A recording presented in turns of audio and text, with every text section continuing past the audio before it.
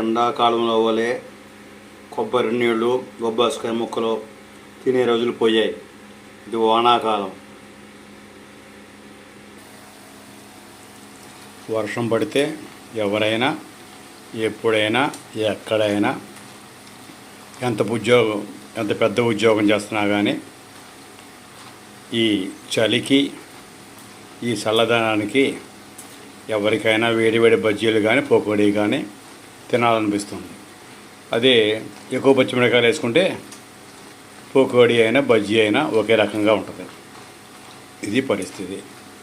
గుర్తుంచుకోండి, ప్రతి ఒక్కళ్ళు వర్షం పడినప్పుడు పకోడీలు వేసుకొని వేడివేడిగా ఉల్లిపాయ కారం వేసుకొని వేడి నూనెలో వేయించుకొని హ్యాపీగా గుటకలు మింగుతూ తినాలని కోరుతున్నాం. రైట్, ఉంటాను. మీ 3 మీడియా యూట్యూబ్ ఛానల్, ఎన్టీఆర్ జిల్లా. రైట్.